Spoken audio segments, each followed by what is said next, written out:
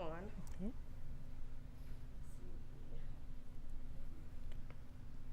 I'm gonna double check that we turned yours on. Okay. Yep. Yeah, I looked for orange last night, but I didn't have anything appropriate. I told her I had one other orange outfit that I wore Tuesday because it was the actual day that they do it, and we do a little social media about wearing orange. And I was like, but that was my convenient outfit, and now I have this stupid jumper on. I'm like, I hope I don't have to use the restroom anytime soon. So I'm probably gonna go home and change because, yeah, jumpers are not, they're cute. They're cute. But they're not fun not at all. Exactly. Yeah, very low functioning. I'm the youth advocate outreach specialist with the Landing.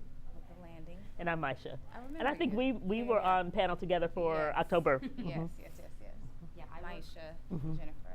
Okay. And Jasmine. Jasmine. yeah, I work specifically, we work with human trafficking. And so I work with the kiddos, so we see a lot of these signs and, Yeah. And you work with kids, you work with all ages? or- All ages, yeah. Okay, and you certainly work with All ages.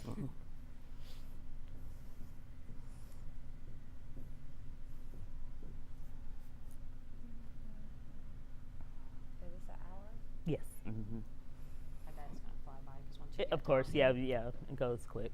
It's so different. Every now and again I'll speak for Isaiah Carey. Mhm. It's like 5 minutes. Yes, yeah, exactly. You're like, so you quick. want to try to get, yeah, you're like, that's not a.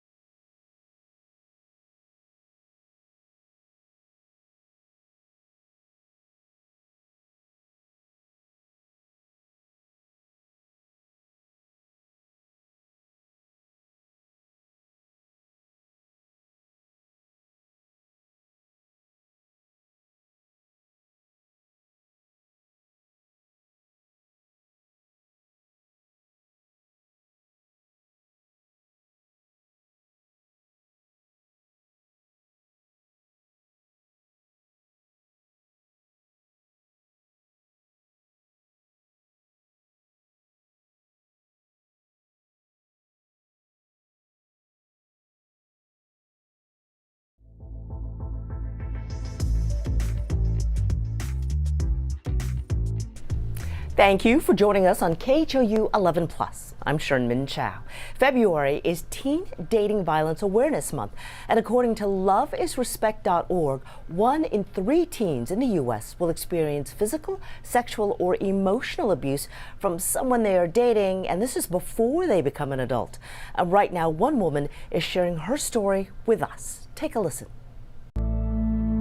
My first episode was when we were still boyfriend and girlfriend. We were still in high school. We met in high school.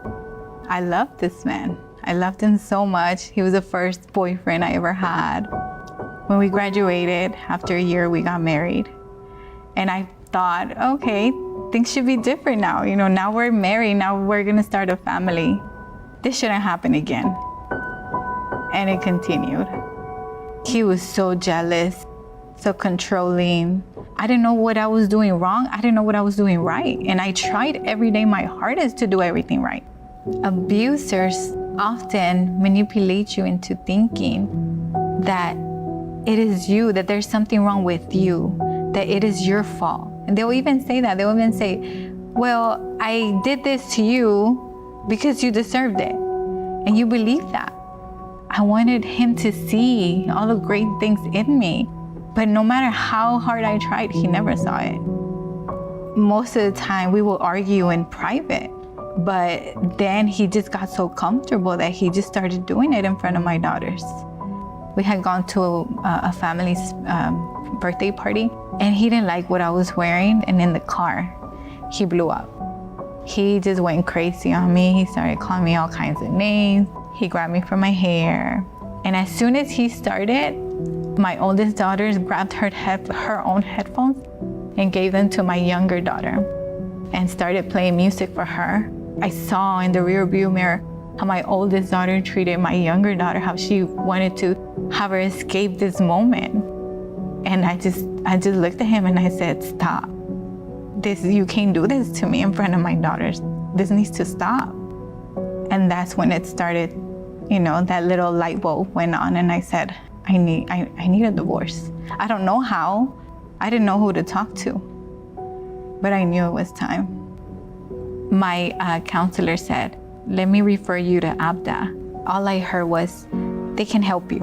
ABDA has helped me with legal fees. ABDA has helped me with groceries, with sending my girls back to school, with family time. This is an agency that has like everything. Every area that you need, they have an answer for. ABDA is the solution. They're gonna walk through this whole journey with you, and it's gonna be the most difficult journey of your life, but it is worth going through with an agency like ABDA, because they're gonna support you all the way and make you feel accepted, make you feel that you can get out of this situation. And you will see how a new life, a better life, is at the end of the tunnel. Very powerful testimony. We want to thank her for sharing her story. Each February, young adults and their loved ones across the country raise awareness about teen dating violence. We are joining that fight today. Joining me now is a panel of women working to stop the cycle of violence. We have Maisha Coulter with ABDA, that is the organization The Survivor talked about just a moment ago. Also, Jennifer Perez, a youth advocacy outreach specialist from The Landing. She works with survivors of human trafficking, and our psychotherapist, Dr. Jasmine Boone, mental health expert. Thank you all, ladies, for joining us this morning. So let's get straight to it. We started by mentioning that statistic that 1 in 3 teens will experience some form of abuse while they are dating. So Jennifer, let's start with you. That this can affect people from any kind of background. I think psychologically we tend to think, maybe lower income, less educated, but that is not the case. Right, it can affect anyone. We've seen it as young as the age of 9. Wow. We see the relationship violence in there, and a lot of the times they don't realize it. And so we help with breaking down the dynamics of it, helping them identify, even doing like assessments with them where we ask questions like, well, let's take this assessment of a healthy relationship and then of an unhealthy relationship. So they'll take these assessments, and with these assessments, that a lot of times they'll rate like higher with that it's not a good relationship. And then a lot of time they're just like, oh my gosh, like I thought that I had a healthy relationship. And I have to catch you before we leave this, but you said you've seen victims as young as 9. Yes, Can you tell us about the details of that particular case? Yes, we've had cases as young as 9. They have a background of violence. If maybe they've seen it in their home, domestic violence in the home, a lot of the time that's all they've known. And so we see how it affects them as they're growing up, because since it's all they've known, then these are the relationships that they just continuously tend to get into. And was her abuser a boyfriend even at the age of 9, or someone she was sort of dating or she liked? Right. It started off romantically, like what we see, the relationship start off romantically, and then it just continued from there. And so we see the abuse escalate. And then from there, since she had been in it for so long, she just thought this was normal. Ouch, ouch. All right. Maisha, talk to us a little bit about how cultural factors and backgrounds can sort of impact a situation like this. Sure. So as Jennifer said, most of the time you will see people who have had this behavior modeled in their homes of origin. And again, there is no specific culture where it dominates or it can be presented one culture over another. It is common amongst many, but what ultimately happens is some cultural dynamics affect how long people remain in relationships or how long they accept relationships. So if you come from a culture where there is an acceptance about gender roles, where males are the dominant figure and that you have to be more submissive to them, then that currently sets someone up for a longer term dynamic of being in a domestic violence situation. Other things that are important is probably religions affected. So when we get into relationships, most religions will say that you need to stay in that relationship and value that person who you're committed to. And so sometimes it will evolve into a point of that person saying that I can't get out of this relationship because I'm not doing the right thing. I'm not a good person because I want to leave an abusive relationship. And that happens a lot of times mostly because of religious indoctrination and things that people believe about how relationships should be maintained, not recognizing that relationships themselves are not the issue. It is how the person is valued within that relationship, regardless of whether or not they are a good person or a bad person or those types of things. So I see that from a cultural standpoint, the more dominant male, and definitely within faith-based communities, you have those issues. And that has to be a very hard hurdle because faith and religion, can be very, very deep for Absolutely. people. Absolutely. How do you broach that? How do you get over, saying, well, maybe what you've been taught? Well, one of the things that we have to do is help to repair the faith-based community or culture so that they recognize that regardless to whether or not you are this faith or that faith, the value of the human is the most important and critical thing, and that there are things within our faiths that sometimes set us up to believe something incorrectly, and that is not the intention of the faith. That is not the intention of the culture, but certainly when we get these skewed and wrong messaging within those very closely held beliefs, then you will have that happen. So it's so important that we talk to faith-based leaders, that we recognize that even if you come from a culture where there is a gender role dynamic or there is an expectation about gender, that abuse is not acceptable, regardless to whether or not you may have some beliefs about male and female roles and gender dynamics. No matter what, those things are not acceptable. We talk a lot in almost all big conversations about social media and electronics and technology. Dr. Boone, do you see that also playing a role in abusive relationships? Absolutely. I mean, abusive relationships have been taking place since the beginning of time, but what has not always been in the picture is social media and what is digital abuse as well, right? So if we're just thinking about a way to define violence, it is just deliberate means or tools of control. And so sometimes people will use tools of control via social media. Snapchat is used by billions or viewed by billions each month. And so if I know, because you've been open and vulnerable with me as your mate, I know that it's really important how your parents see you, and I'm upset with you and I need you to get back under control, I may post something or threat to post something about you, right? Let's be honest, sexting is very common with this generation. It is a norm now. And so, I'm trusting you, I'm vulnerable with you, I feel like I love you, I've sent you this picture. But if I step out of line, do I have to be concerned that you will use this against me? So social media, digital abuse in general is on the rise, but it's an option now, where it wasn't for generations prior. And it's also a great means of stalking, which is a very big dynamic and issue with teen dating violence. Maybe less is more when posting. Maybe less is more. Yes. And you had mentioned earlier another issue is maybe even a sign, if you want to call it, but if someone is hyper vigilant. I mean, we all love our phones, but Yes, with hypervigilant with the phone, so what we see is the youth are like, they have to answer their phone. And they're hypervigilant, they're like, I have to be around my phone if I don't answer it. And so we ask, why? What will happen if you don't answer the phone? So asking these questions to kind of get them talking, and maybe they'll say, well, if I don't answer, my boyfriend's gonna be really mad, or my girlfriend's just gonna be like, not gonna talk to me for the whole day.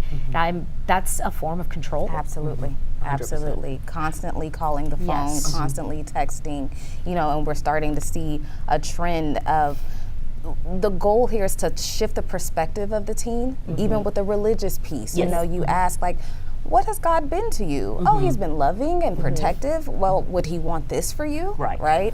And like Jennifer said, with the texting or the phone calls, like, well, what happens if you don't answer your phone? Giving them another way to see it. Or recognizing that if someone is saying to you, I need to know where you are right now, post a picture or confirm that you're at this place or your whereabouts. Like you have to, you have to prove that you are here or there, because they want to make sure that you're not doing something that is out of control. Exactly, out of their control. Remember, domestic violence, the perpetrator is always seeking control of the other person.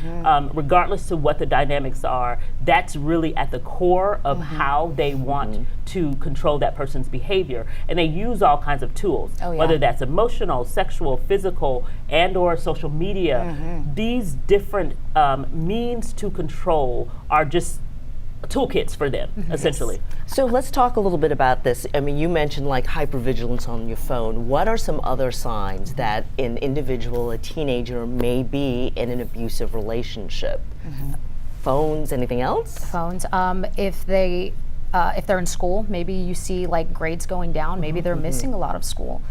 Maybe they're not really getting a lot of sleep, and you can notice that they're extremely tired because they're maybe on the phone all night with their significant other, and they have to be, because they know that if they don't, they'll get in trouble, or they're told, if you love me, you would stay up for me. Why won't you stay up for me? Like, don't you love me? Like, do I matter more than school? Or changing relationships. So you may have a teenager who was all into sports or all into gaming or something like that, and that takes them away from that abusive partner. And so they give up the things that they love for that person. So sacrificing who they are and what they love and value for the other person, that is a huge red flag. And if you notice those types of things in your children, where they're no longer interested in basketball or volleyball or gaming or going to this club or having that type of dynamic, that is a huge sign, and especially if it is in lieu of spending time with this new person or this person that they're now in this relationship with.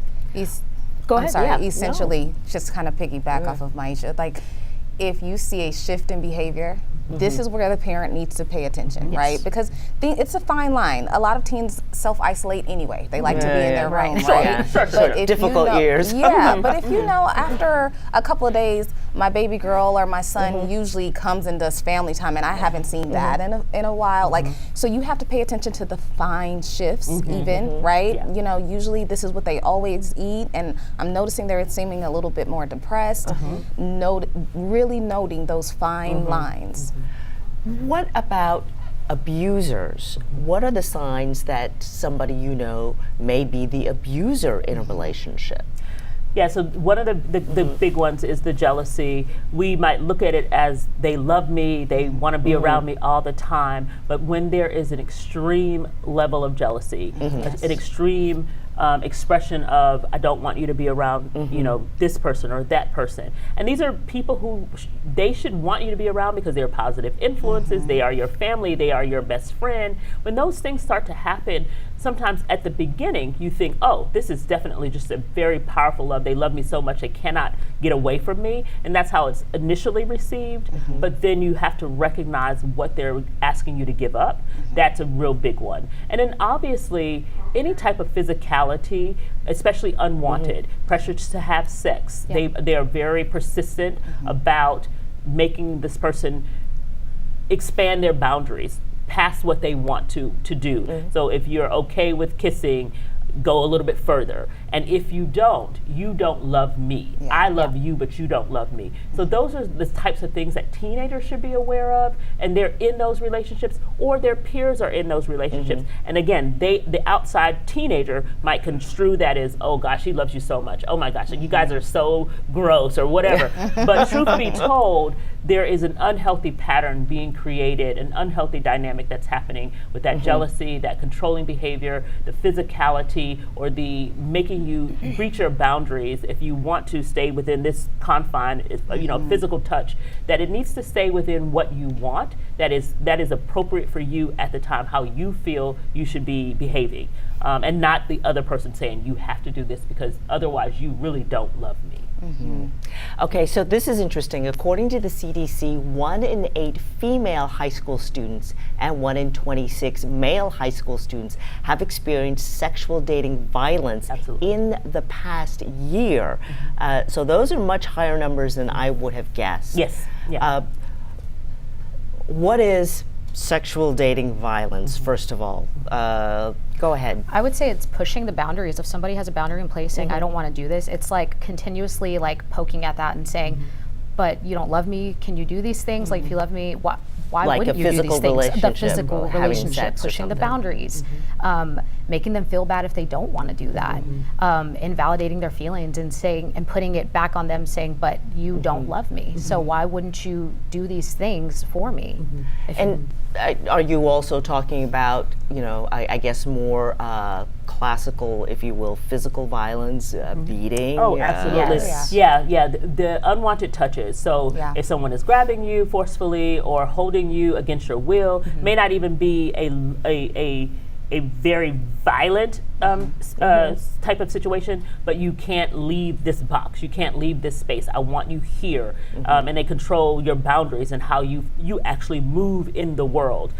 We have some people that I've seen where you have to hold hands.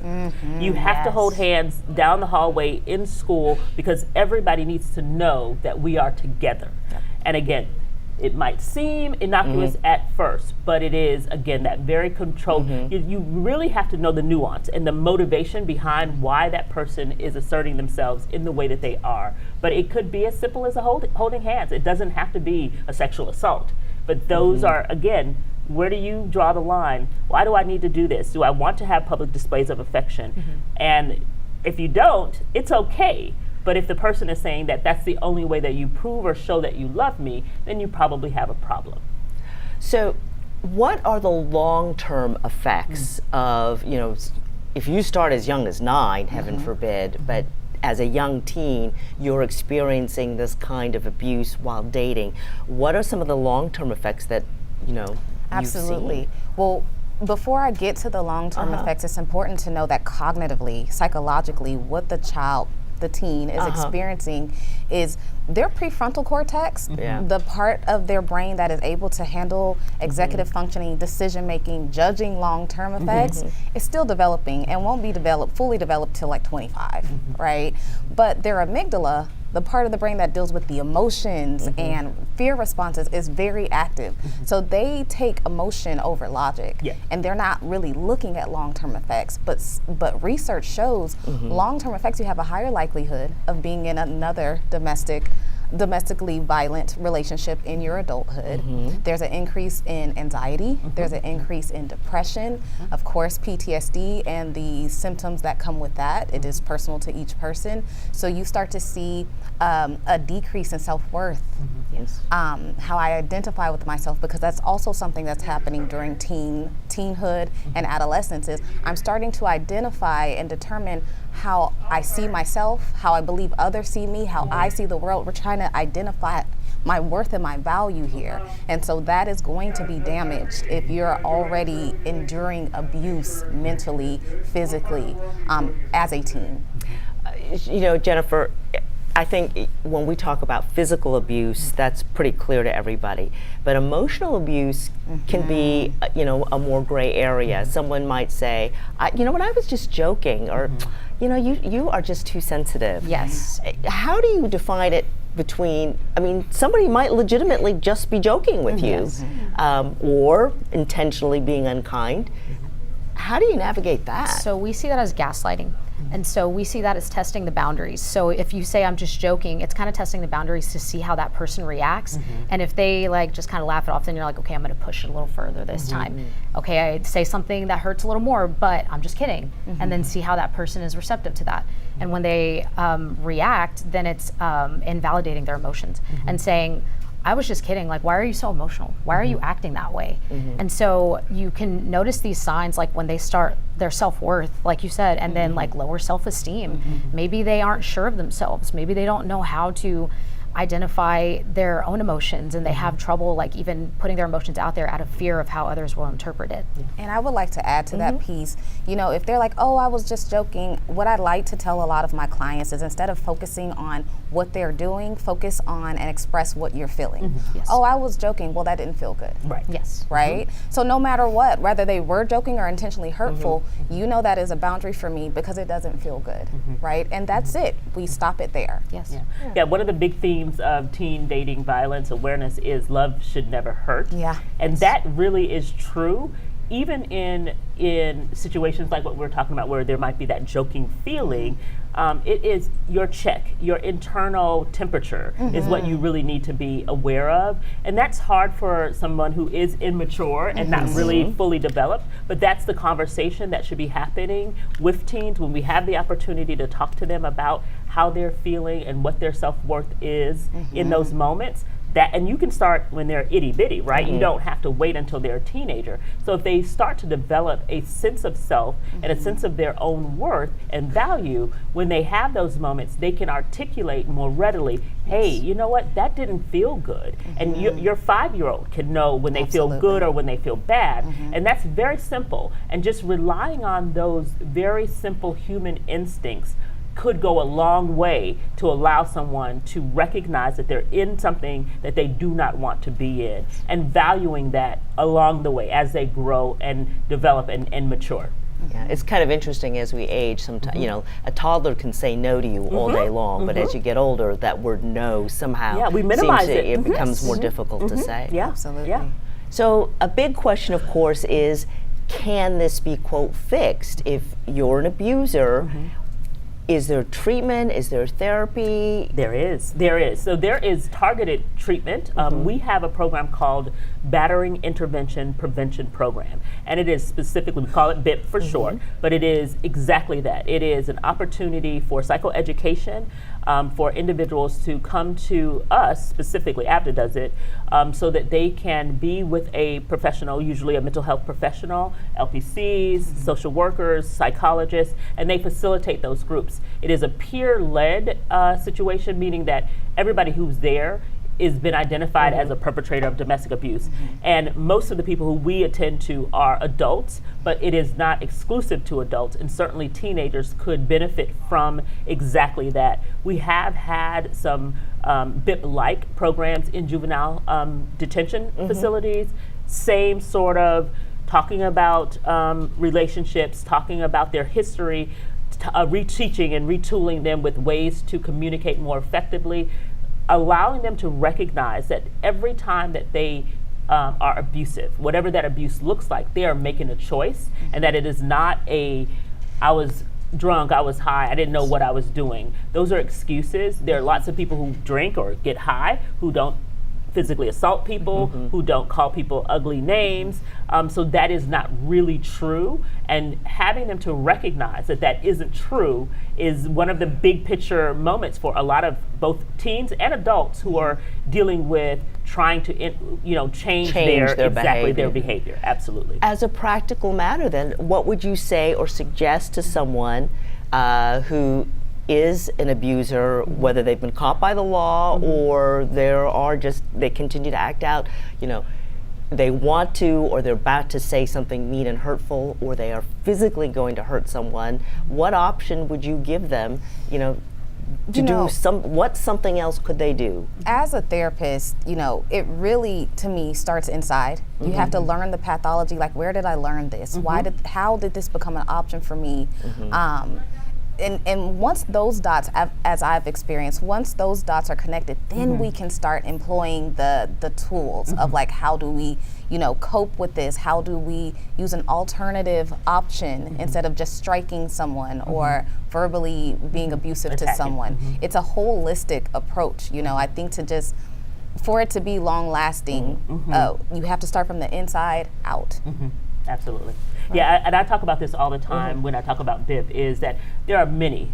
Statistically, there's probably about 60% of the people who participate in these programs who come from homes where, again, it was modeled. It is the behavior that they adopted, and they became the abusive partner. They could have also succumbed and become the victim in those dynamics, but it is oftentimes what you learn as you grow and develop that you adopt and you practice in your own relationships. And how successful is BIP? Is there a way to measure that? Yeah, so we were studied, it's been over a decade now that study occurred with the CDC, but many BIPs across the United States were studied, and what they were looking for is recidivism from those who were referred to us by criminal justice system.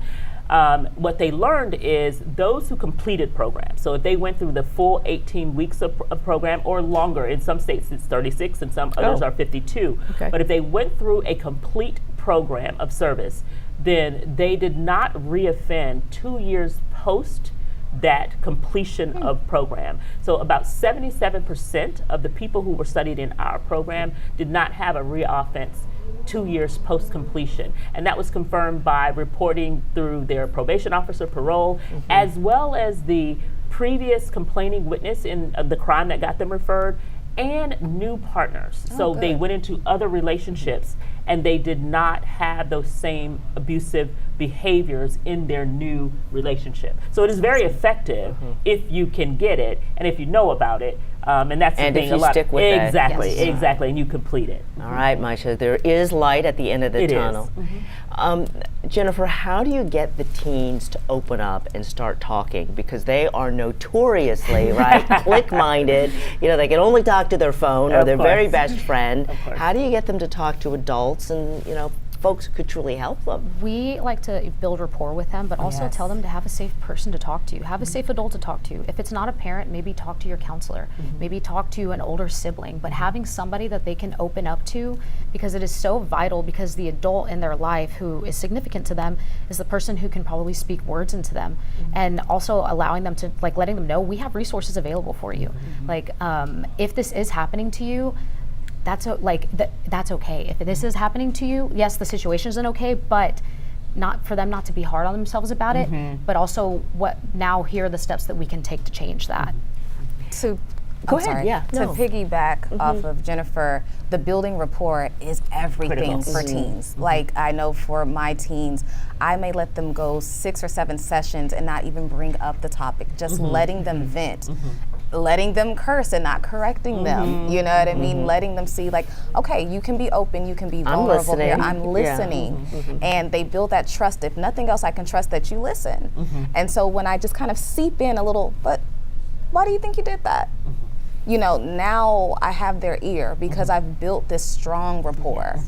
And you're also able to hold them accountable when you build that rapport. Maybe at the beginning we weren't able to say anything, but now that I've developed this relationship with you, I've had kids I've worked with since the age of 14, and they're maybe 18, 19 now. And so we have that relationship where if they say something or do something, I'm gonna call them out. Hey, and they trust it. Exactly, they trust it. They don't get offended, but they actually take in what you say. And then it helps them process it, and they're like, oh, maybe that was wrong, or maybe I shouldn't have said that. Maybe I should look at it this different way. Where were you when my kids were Are there things that you think schools could do to help protect people, maybe, prevent problems? Sure. Yeah, this is a perfect opportunity for schools to adopt some of this. In Texas, we do have SB 9, which requires that schools educate children about domestic violence, about child abuse, about human trafficking, and every school has their own means to how they make that happen in their curriculums.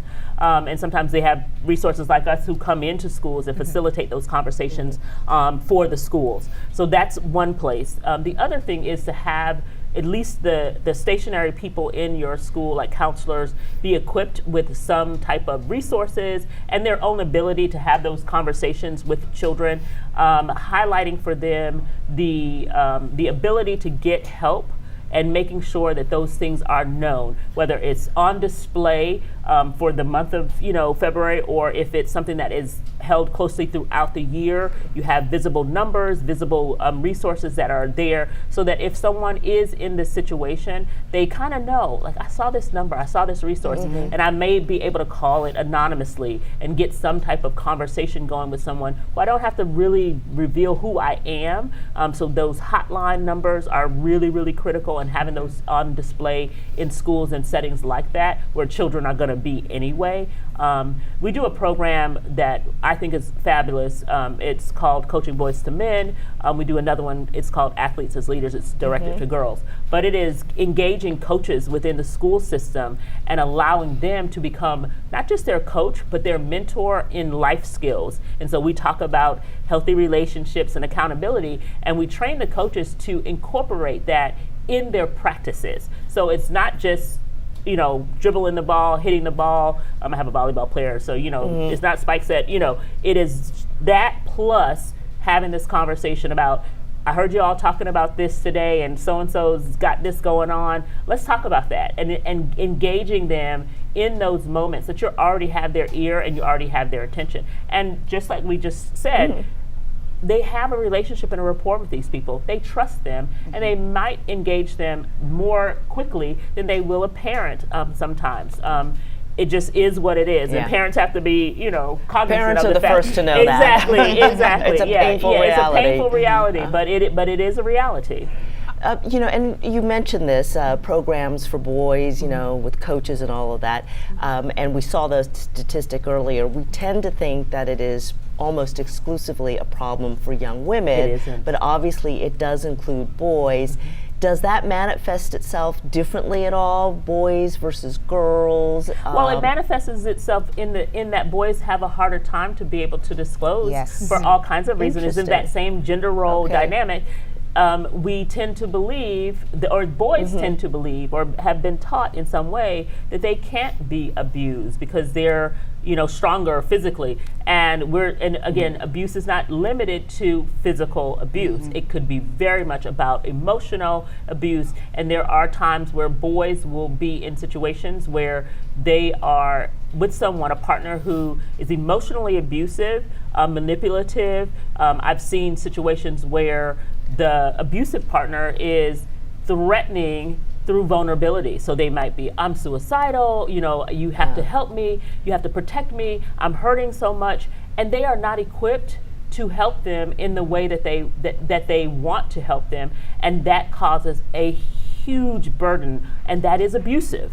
And the person is aware that they're doing those things. So I see you nodding, Jasmine. Have you seen this in your practice? Can you talk to us about that? Absolutely. Let's be honest, for a lot of these teens, social media in general romanticizes and glamorizes toxic relationships, oftentimes where the woman is the aggressor, and it is like, if my relationship doesn't look like this, I don't want it. That is a normal quote, right? And so we have a double standard here. One, where it's romanticized for the relationship to be toxic, but then also it's normalized for men to have to accept aggressive behavior. And if you don't, you're weak, or whatever the case is. So we have to kind of denormalize a lot of these things. But absolutely, I see this so often where, and I will correct it, sometimes when I'm visiting schools and I see, one of my students, swiping a guy, and I'm like, that's not okay, because if he did it to you, right? 100%. And kind of taking away the normalcy that comes with women being the aggressor, because it does happen. Yes. I mean, and the stereotype, right, is that men may be physical because they're bigger typically, but women can be emotionally manipulative. That's our weapon. That sort of, That's our weapon. There's a negative stigma, especially with boys, and so we see that the numbers are highly underreported. Oh yes. Whenever I go and do presentations or panels, the majority of the people that show up are the females. There are hardly any boys in there, and so I think that it needs to be normalized, like she mentioned. Normalize, have these conversations, let them know that it's okay. to have feelings about these, to speak on it. If something is happening, call it out, and that's okay to do. And the same thing in terms of pressures, Yes. sexual Yes. pressures. Boys are told that it is okay and that you should be having, these sexual relationships, and they may not want to, but That's right. they can admit in the way that a female might be able to admit that I'm Yes. not ready to go into this type of relationship. Another thing that we didn't talk about, but I think is really critical, is that not just social media, but even the regular television shows and the movies that our children engage with, most of the time, if you watch a show that is directed toward a teen, it's almost always an unhealthy relationship. And I take the time to watch certain shows with my daughter because I want to kind of know, like, what are you watching? Oh, you like this show? And I'm like, this show is horrible. I don't say that out loud, but I'm like, oh my God, like, this is terrible. But you have the conversation, like, why do you think that that's a good, like, do you think these people should be together? Like, truly, tell me why you think, and like, but that's a way to have and engage them without the pressure, but just, hey, let's watch this, Love Island or whatever. This is important because developmentally, teens have moved to a space where my peers become the standard. Right. Right? It's, as a young child, my parents are the standard. What they tell me is right, and what they tell me is wrong. It shifts How I miss into those days. Go on. it was so much easier. Yes. Now it's shifted to my peers are the standard. So it's important that parents are sitting and watching and saying, like, hey, what's that about? You think that's healthy? Having those really casual but important conversations to kind of still be able to gauge what their norm is, what their That's a standard good tip, is. using popular television shows sort of as that vehicle. It's sort of a non-threatening, Right, yes. That's really non-personal good. way to get into that conversation. So what advice do you have for a teenager, Jennifer, who might actually be currently in an abusive relationship? To communicate about it, to tell somebody about it. I think the biggest thing is sometimes they don't feel like they have anyone. Find a safe person, and if you have that safe person, talk about it. And for the person that they do talk about, don't be afraid to help seek resources and answers for them. Maybe you can't provide all the answers, but you can at least provide them resources where they can get answers. And resources like these two ladies right here, they can provide resources as well. Anything else you ladies want to add? I think it's important as the parent to, even if you have a child who isn't experiencing domestic violence, more than likely their friend who is going to come to that child, right?